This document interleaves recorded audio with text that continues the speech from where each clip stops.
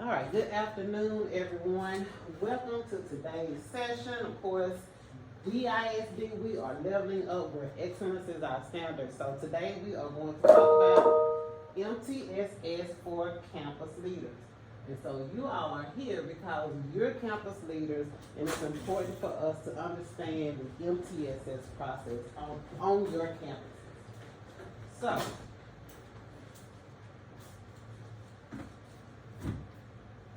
we're going to touch on MTSS framework as well as the verification process when we all receive special education referrals.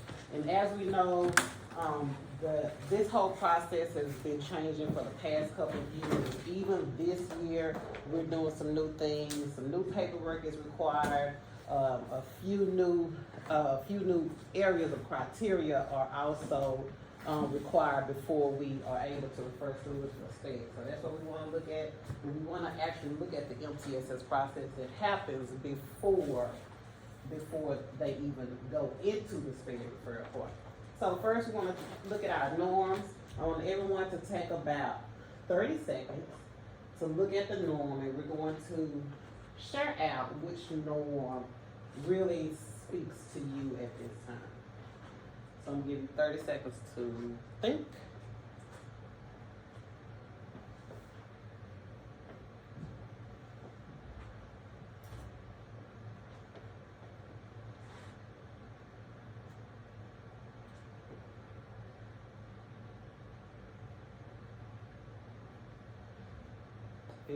Seconds.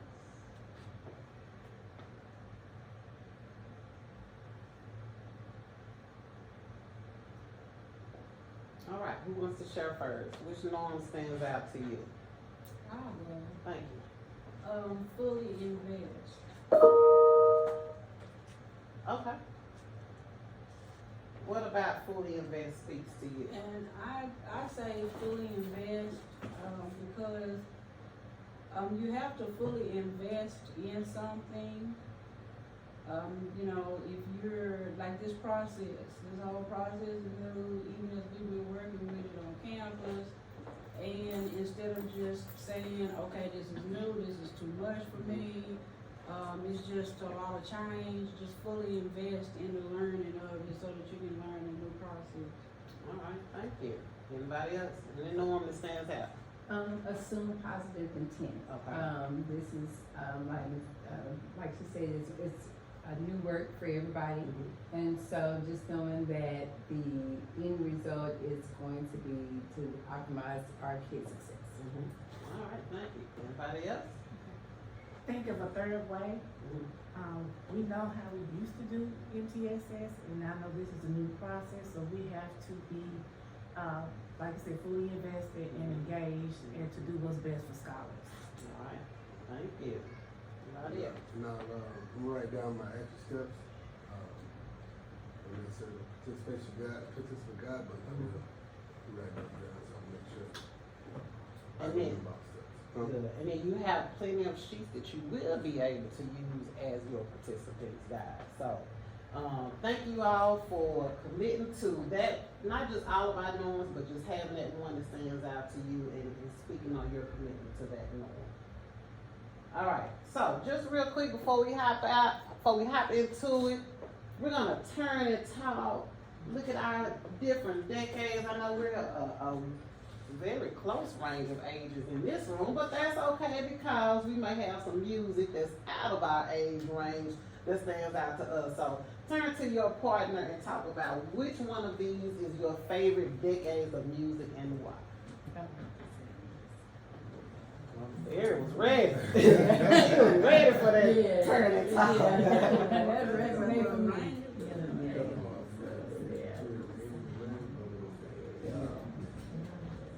What y'all think?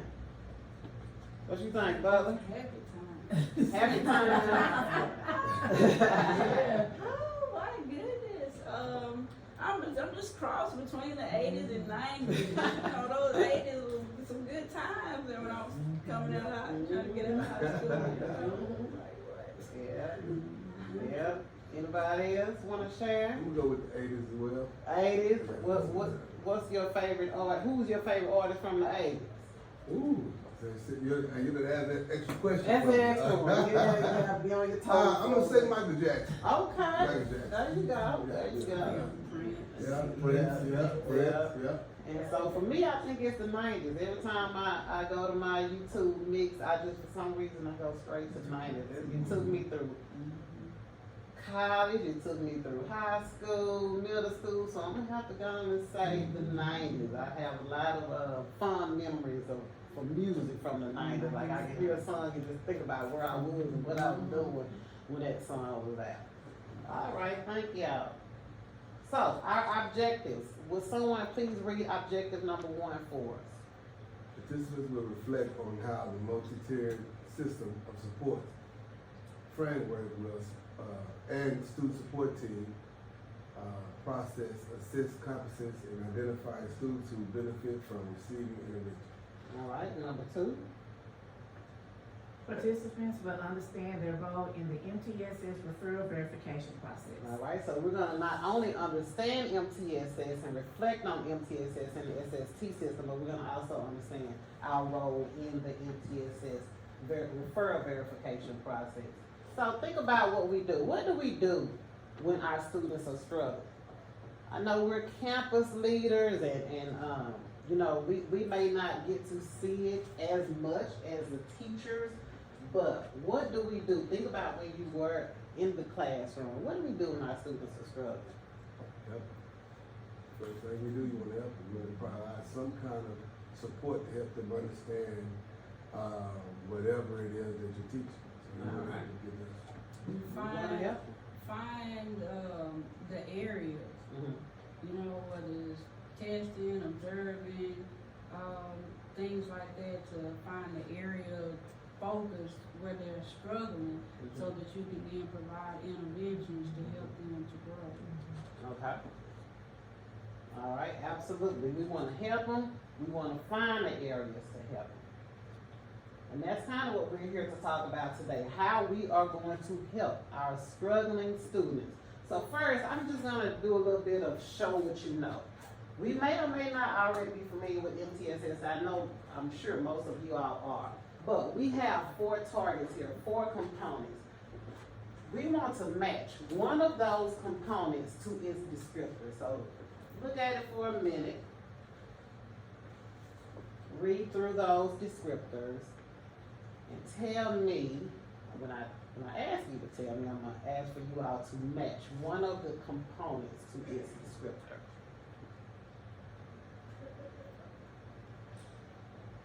Anybody find one, match one? Anybody ready? Yes. What you ready for? Map growth, Map. assessment. Okay, so go ahead and read the descriptor. Map growth assessment administered BOY, MOY, and DOY to identify student academic needs. Okay. What do you think that one goes with? Screening.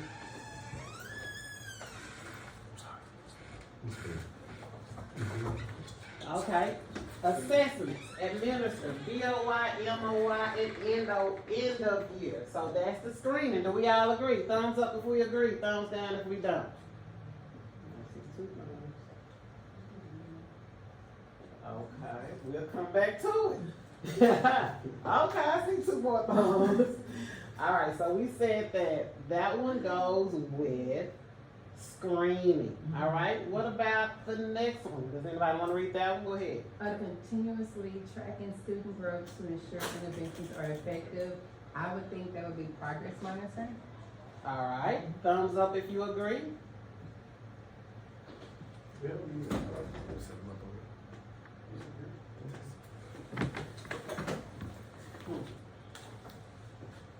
Thumbs up if you're, did everybody have thumbs up? Okay, all right.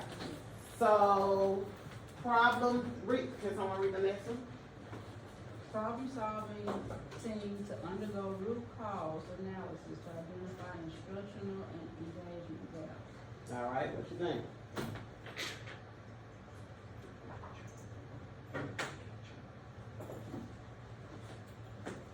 Oh, you want me to? Yeah, we want I'm you to go. I'm sorry, I know, I'm I sorry, know. I thought I was reading it and Yep, then we it's were okay. talking about, I'm sorry. So on that one, I would think think, database decision making. Okay. Thumbs up if we agree. All right, anybody disagree?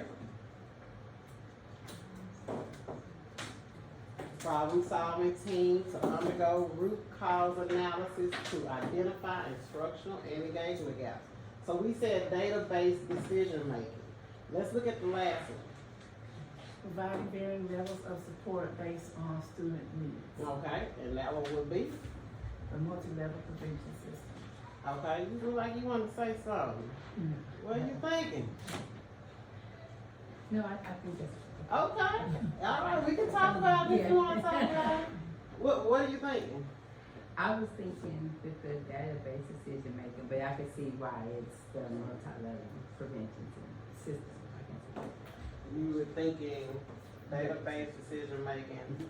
Was the, providing various, Got it. levels, but Mhm. I see where it's different. Okay.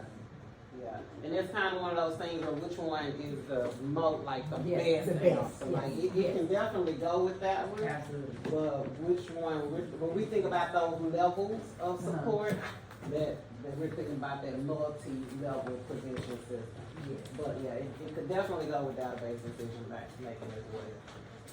All right, thank you all. So, just keep in mind that supporting our students and making sure that they get help, bottom line is board policy. We have have screenings at the beginning of the year, middle of the year, end of the year. We can't collect that data and do nothing about it.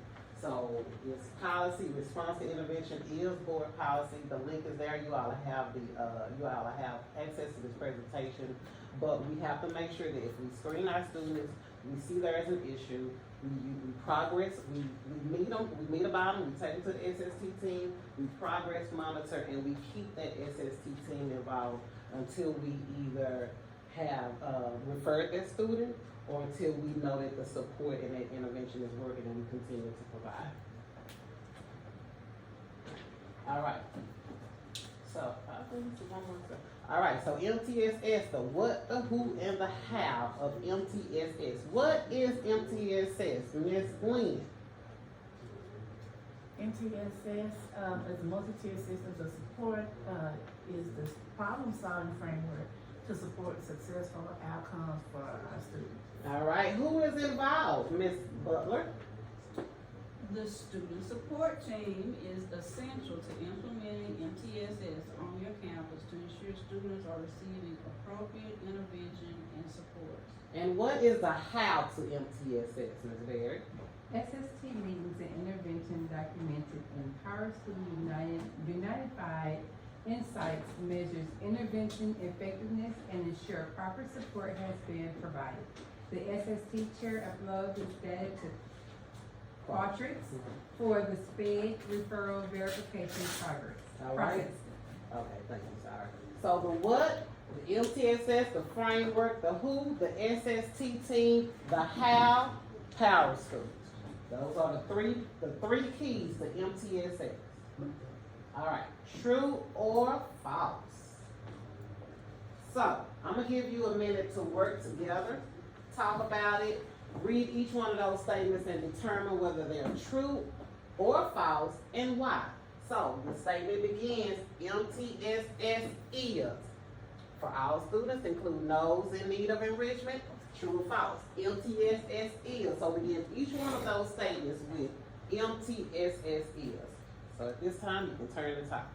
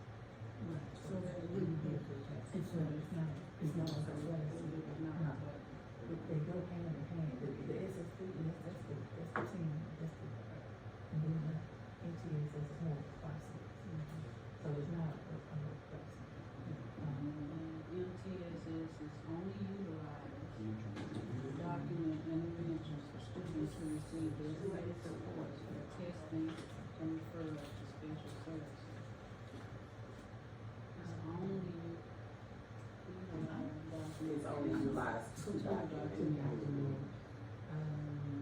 I'm gonna say false because you got the many students that are, receiving interventions who are struggling.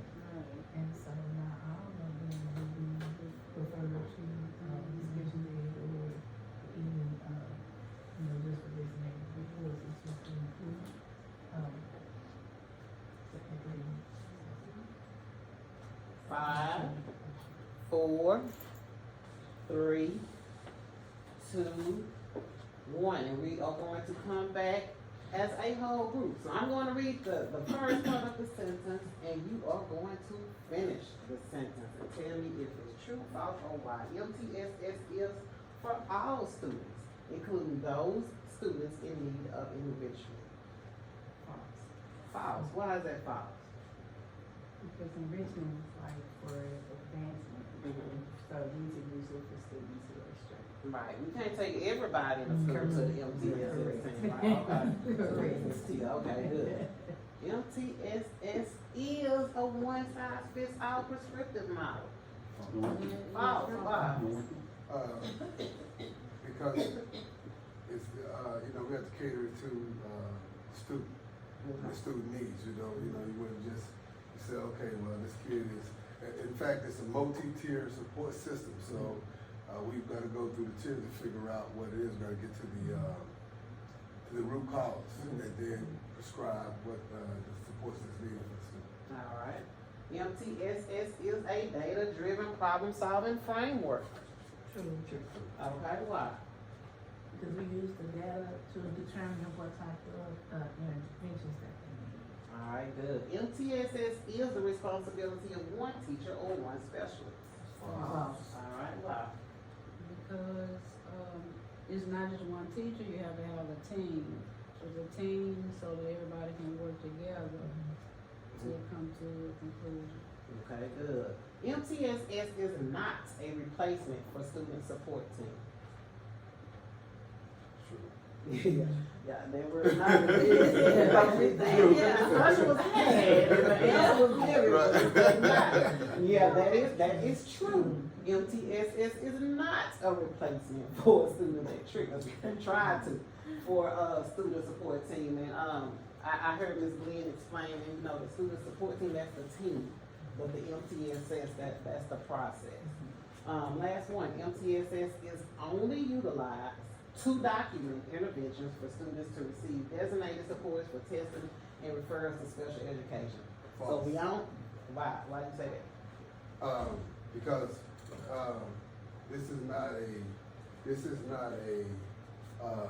it's a multi-tier support system to support the student.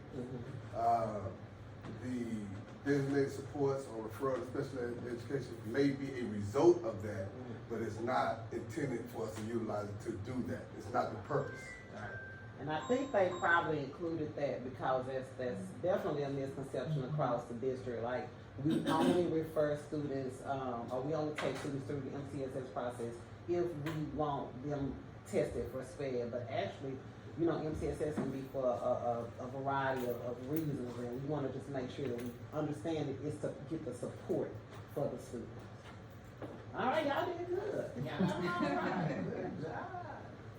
All right, so here we go. Here are the 3 levels of our prevention system. We have tier 1, tier 2, and tier 3. And I'm going to just give you all a second to look over it. And we're going to look at those 2 questions at the bottom. So remember, when we're talking about tier 1, tier 2, tier 3, we're not talking about students, we're talking about instruction. So we're looking at what tier 1 instruction is, tier 2 instruction, and tier 3 instruction.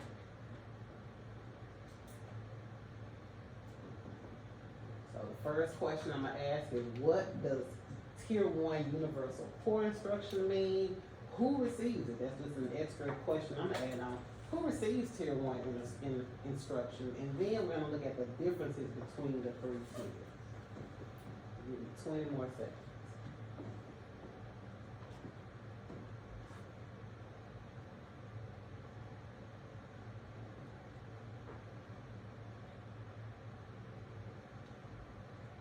Seconds.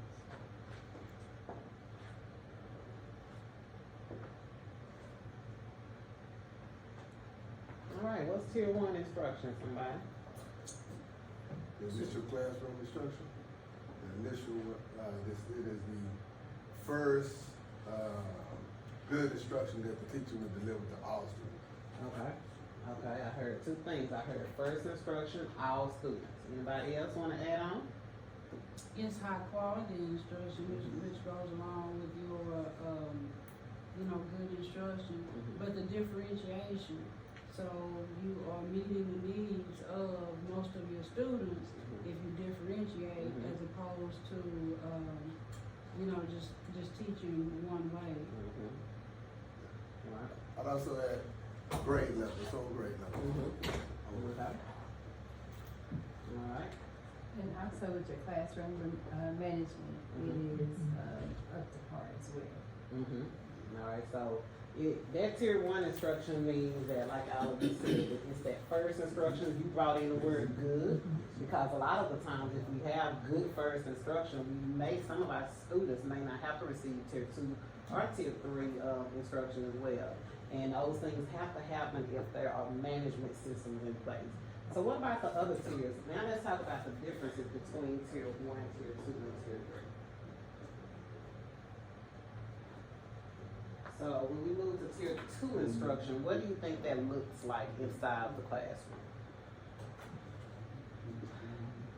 More intense, starting the intervention process, more intense, interventions that target the, the instructional gap that's in the classroom. Okay.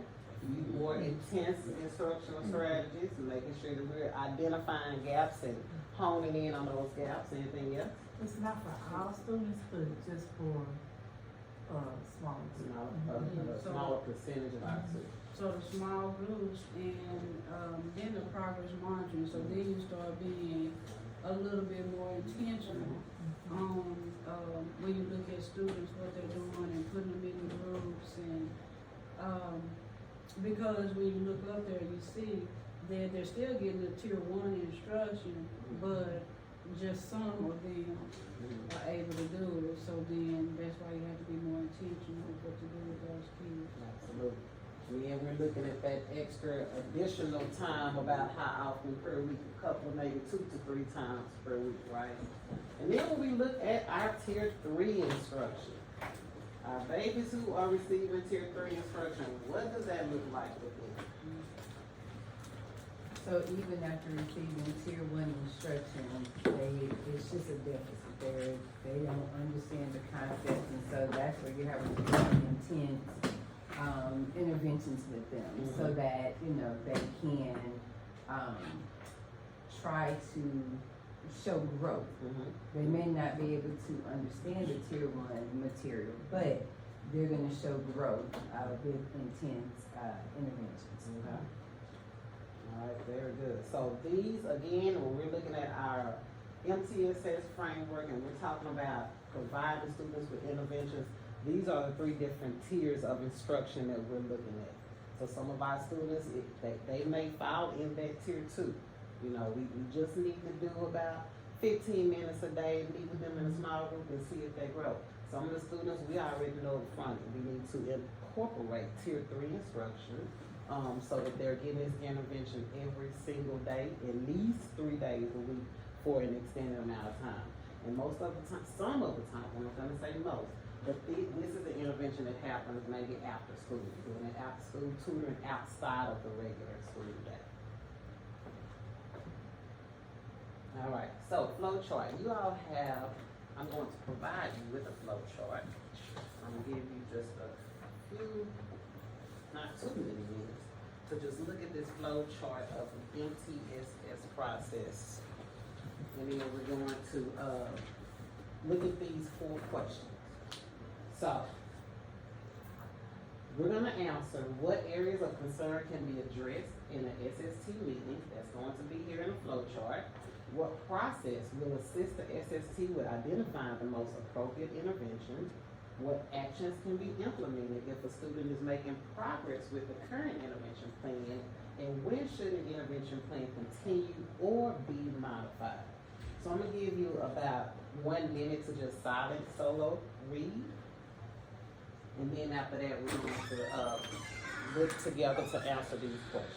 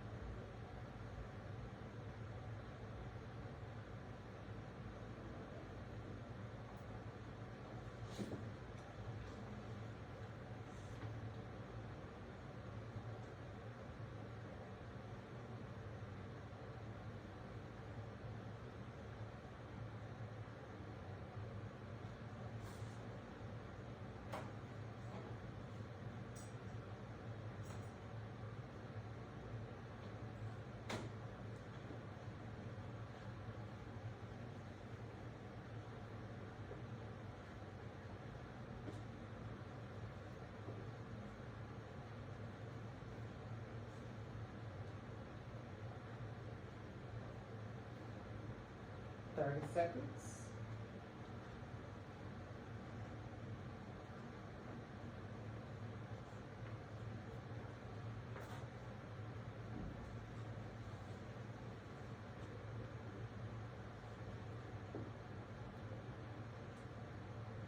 Alright, so if y'all can just kind of talk amongst yourselves, talk through those questions. Or actually, we can talk out loud, you know, yeah, we're good. So what areas of concern, if we're looking at this, what areas of concern can be addressed in an SST? Academics, language, and/or engagement. Okay. Anything else? The intensity academic, language, Yeah. Those are three. Academics, language, or engagement. What can fall under engagement? Attendance. And behavior. All right, good. That's what I want to make sure that we all know, that engagement piece includes attendance and behavior. So if we have students who, you know, they're making A's, they're on the A honor roll, they're good academically, but are exhibiting behavior concerns that we just need to know how to deal with, that's a reason to take a student to the MTSS, through the MTSS process. Or if we have a student who's just chronically absent, we can't just say, oh, well, we can't help the student because they're out too much. Actually, that's the reason to bring them before the SST team so that we can see what kind of support we can provide that student and those parents.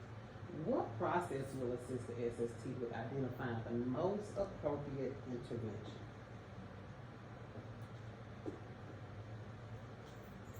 Let's start with the root cause analysis. Okay. Okay. The root cause analysis. Anything else?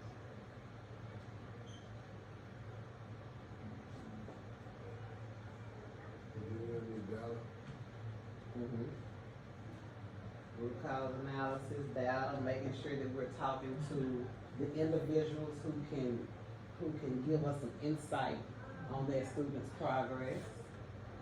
Anybody think of anything else? Diagnostic assessment. Looking at those scores from that diagnostic, because we said earlier, that's something that we use. It's like that universal screener. And in our case, the diagnostic, do we know what our district used for a diagnostic? Already. All right, so looking at those already. All right. What actions can be implemented if the student is making progress with the current intervention plan? And I'm glad to see that question there because some of our students do show progress. So what actions can be implemented when the student is making progress? They can continue with the core instruction supports. And it says right here, if yes, or, so there's another answer too, they can continue with supports and what else? So, to add on to your answer, they can continue with supports and what would that look like? what kind of support would they receive? Or what would the teacher focus on? Are you maybe talking about how they would be focusing on the practices, the tier one practices? So, well, yeah, so if they go to the, if they're in the intervention process, so we're providing them with intervention, they've been brought to the team, we said, let's put these interventions in place, the interventions work. So Ms. Glenn said we continue with supports. Right. So what would that look like if we continue with the support? Oh, well, the supports that they were getting when the plan was implemented, if it showed that they're working, then they would continue. Like, for instance, if a student is now getting like text to speech, you know, using the headphones. If that was something that worked, showed to work, then they would continue. With those supports, absolutely. And then maybe if the teacher was focusing on one particular skill. So now they have that skill mastered, we know what intervention worked with that skill, let's focus on another skill. So we will keep the support in place, like you all are saying, and then we may even be able to throw in another skill, so that we can focus on a different skill, and we can continue to make sure that those students are successful. So the last question, when should an intervention plan continue or be modified? So when should it continue, when should it be modified? Well, to continue if they are not progressing with it. So you go through the amount of time set for the plan. If there's no progress, little to no progress being shown, then it will continue. And then within it, if it's maybe some, then you may make some modifications somewhere in it. But then overall, the plan will continue. And maybe it can be modified because it could still be a little bit too challenging for them. So we can modify it and maybe decrease the level of rigor or challenge, or we can modify it, like we said just now, maybe throw in another skill and see if they will continue to be successful. So good job, good work with that. Go ahead and make sure you hold on to your MTSS process flow chart, because it's helpful when you're trying to figure out what to do and how to address different circumstances.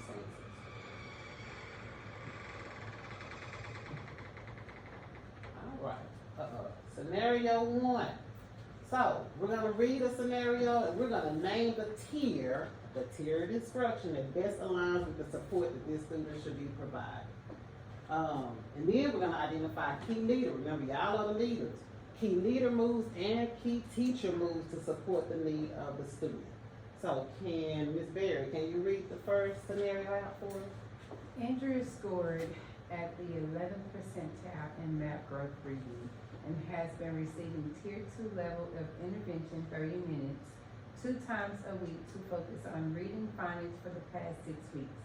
After reviewing progress monitoring data, the student has made little growth and continues to struggle with meeting their goal. What level of support should be considered for Andrea? Right. Who wants to name the tier that aligns with the support that she needs? So she's at tier 2 instruction. She's getting 30 minutes a week, 2 times a week on phonics. She's still struggling. She was Tier 3. All right, so what should the leader do? What should the teacher do to provide that support?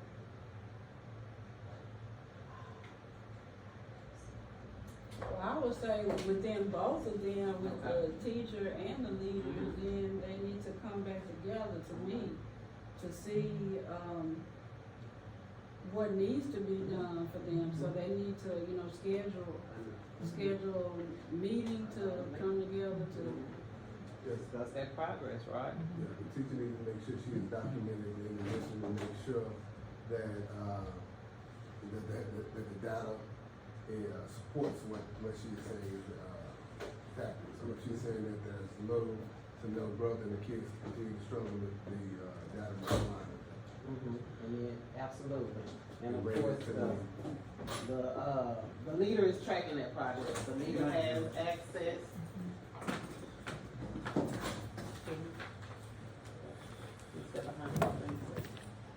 The leader has access, so the leader is tracking that progress as well.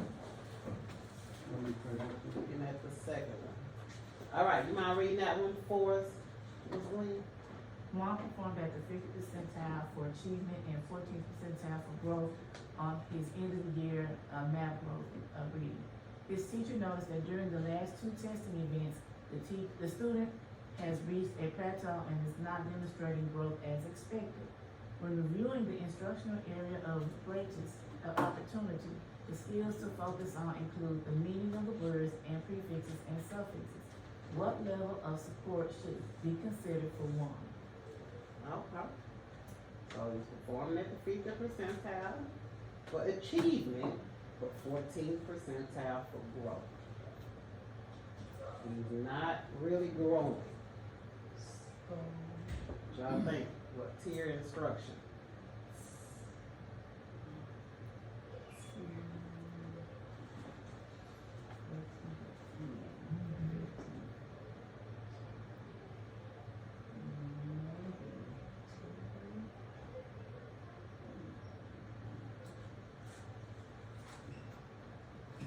Okay, I hear tier 3. I hear anything else?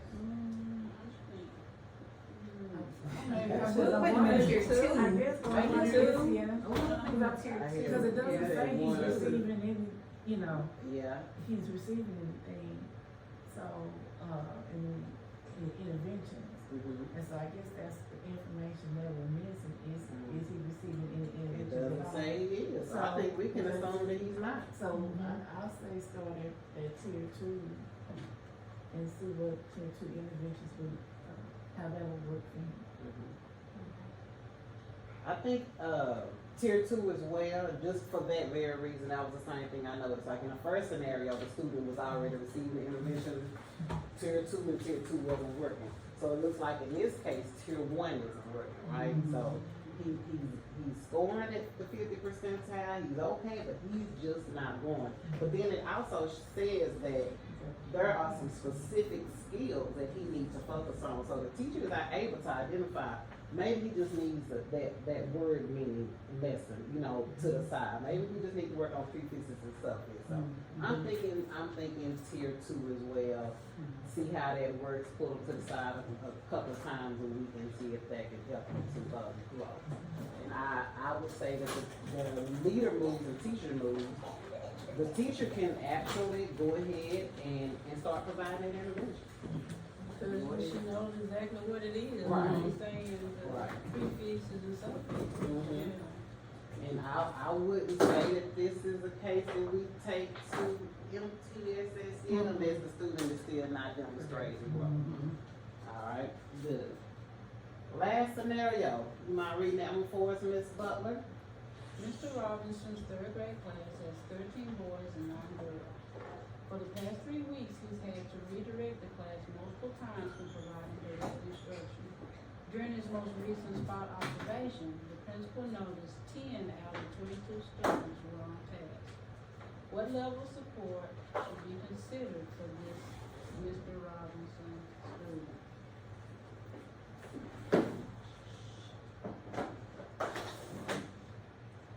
Alright, so he has a third grade class, 13 boys, 9 girls. We're having some issues with behavior, right? Is that what it looks like? Yes. Yes. Okay, maybe not even behavior, but engagement. So what level of support should be considered for these students?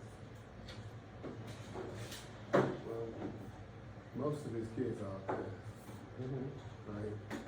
So you first want to make sure that the environment is good. So you would want to give him some support first before we consider students, because you got more students off task than you have on task.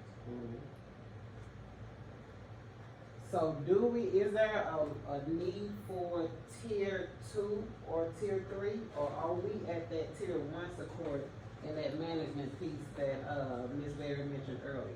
I believe we're at tier 1 with the management. We're at tier 1, right, and so that's him. Right. And if there's a leader move to be made, then that's that leader supporting that teacher with his classroom management, probably giving him some suggestions or some next steps to do to make sure that those students are able to be in an environment where they are able to learn.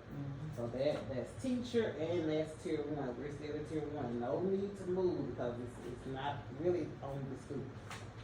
All right, good job with that. So here we go. Our line of delineation with the MTSS process. We have 6 steps. Will you read step 1 for us, Mr. Brown? Yes, To start the MTSS process. Step 1. Step 1, initiate MTSS by conducting student support system SST meeting to identify gaps. Consider movement between the tiers and appropriate intervention. All right, first thing we do is have the meeting. Have that first initial SST meeting. Then what? Step 2, Ms. Berry. Interventions are implemented to support closing the engagement or instructional gap. All right, step 1, we've had the meeting, we've started, we've talked about interventions that needed to be had. We implement the interventions, and then what, Ms. Glenn?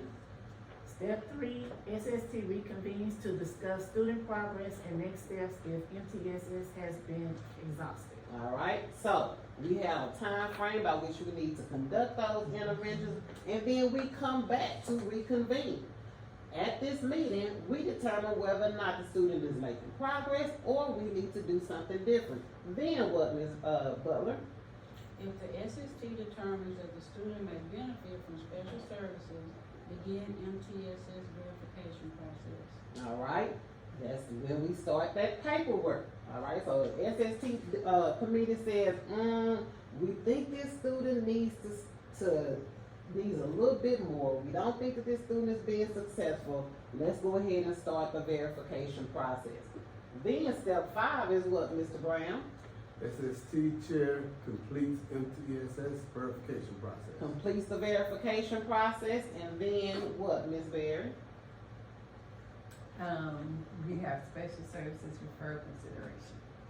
And I'm sorry, once the principal and ED have verified the MTSS process, special services is notified. right, okay, good. And then I think one part of that is that we may be unfamiliar with is that verification process. So what does that verification process look like? That's what we're gonna get to in just a minute. Going back, remember, what is the law? That students, prior to referral, if a student is having difficulty, they must receive some intervention. Then we must make sure we make that referral to special services so that they can get the help that they need. It is law. All right, if we look at DISD, we're in Region 4, you are Region 4 leaders. I wanna look at last year. Last year we had 113 students referred. And then by the end of last year, 11 of those students had plans that were active. Which means that only 11 students, like we had all of these students referred, but only 11 students ended up with active plans, which is not good.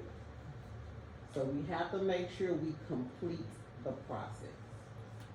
Once we refer them, we have to make sure that we do the intervention, we go through the verification process, and if they're being tested. So this is not just a region thing for us, it's district-wide, where for some reason, and it's probably due to the nature of the paperwork, and then with this was implemented in the middle of the year last year, which could have impacted these numbers as well. But now we've had a pretty good amount of training, so I'm sure that those numbers will be up this year. All right, what is your role as the administrator? That's when this verification part comes in. So, once the SST committee determines that a student needs to move into further testing, The first thing that will happen is that the principal will receive an email notification via the MTSS verification form. Once that principal receives that email, they go into Qualtrics and they document that everything has been uploaded. So can you all just think about some of the documentation, the documents that are included in the verification process? Some of the documents that have to be uploaded. Does anybody know any of them? Health form. Health form.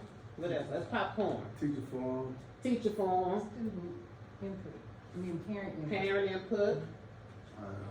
tier 1, 2, and 3 checklists and documents, better documents. Okay, you sound like you've done this before. All right, tier 1, 2, 3, documentation of those interventions. Anything else? Assessment summary. Assessment summary. Okay. School history and data, grades. Data, grade, some demographic information, right? LPAC LPAC. information. It's one I think I haven't heard yet. And So outside evaluations. if that's the case, an outside evaluation, Parent referral, parent referral letter if you have one. if you have a letter, something that starts with an A. Yeah. Attendance. Yeah, absence, attendance, same thing, Yeah, that's right? not the school Yeah, history. yeah. All right, so the principal has to go in there and really confirm that all of that documentation has been uploaded.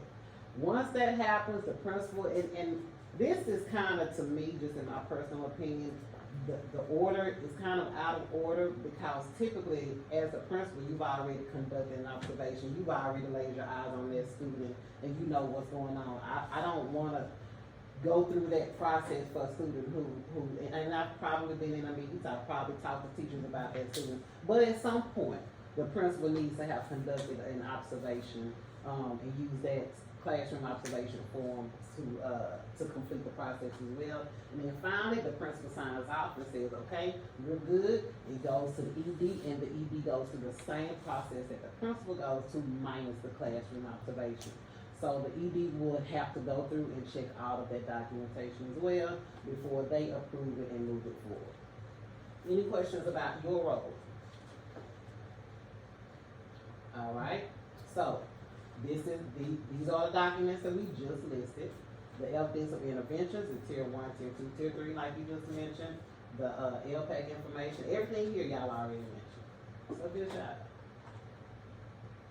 What happens after I verify? Like I mentioned before, the ED does the same thing. So remember, we have 45 school days to complete the evaluation after the parental consent. So when the diagnostician come in and gets that consent from their parent, they have 45 days. And then we have 30 days after that to conduct the audit.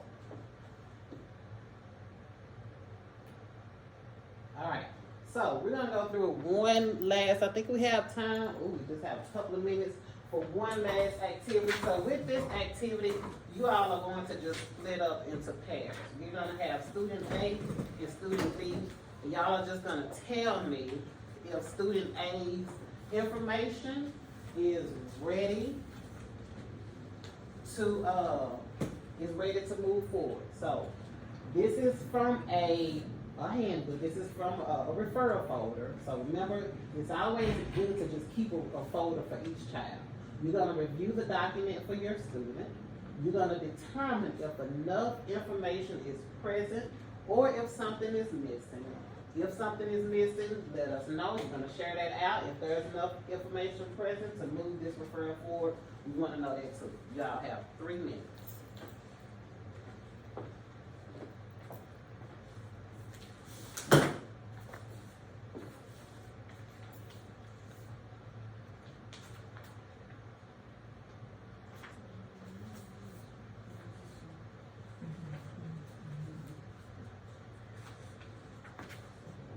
Y'all to be right. I think I saw somebody. Hey, y'all do. Y'all do. Y'all do. Okay, so we'll do. Sorry.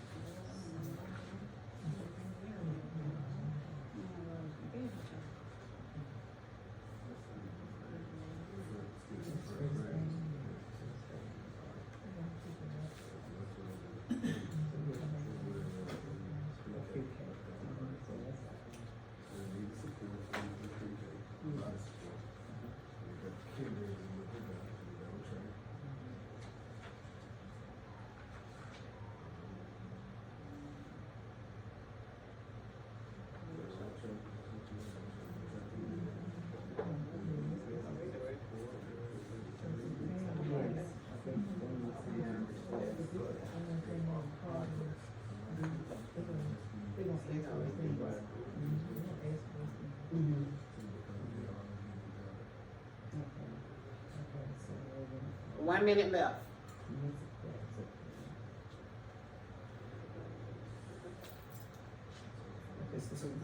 There are three students that are A, B, and C classes.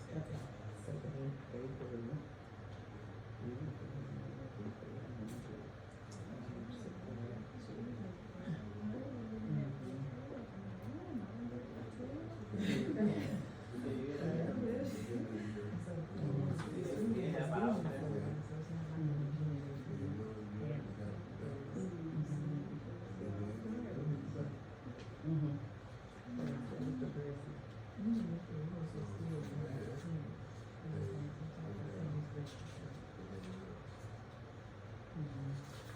30 seconds.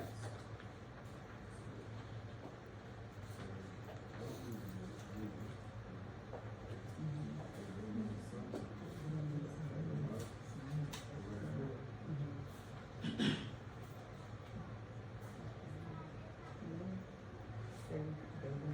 15 seconds.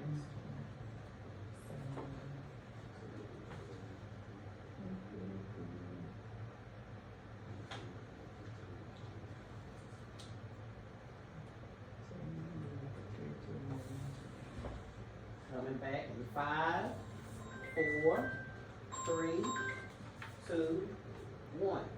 Student A, let's talk about it. What do we have? What do we need? Are we good to move forward? Okay, student A, is a parent request. The only thing that would, that they're not ready for it because they don't have the student history, the attendance records, or the grade system. Okay. Those are the things that they don't have. Okay. It's a parent request, but we still have to have those key pieces of information. Do we all agree? All right, what about student, and then I also know the student A failed, their assessments, like if we look at their assessments, so they're definitely a good candidate. But we don't have, although they're a good candidate, the grades and everything show that we need to move forward. We cannot if we don't have that information. All right, student B. So student B, we have, all we have is the data for the student, so we know there's not a parent request. The student started out low in pre-K, but has gradually increased to close to being on track. In kinder, he's on track in math, but in reading language arts, he just needs some support. And then we noticed in first grade that he progressed, or she progressed from the BOY to MOY to NOY, so there's no need for support at this point. All right, so that one isn't, we're not moving forward with that one. No. Because the data shows that there is no need to move forward.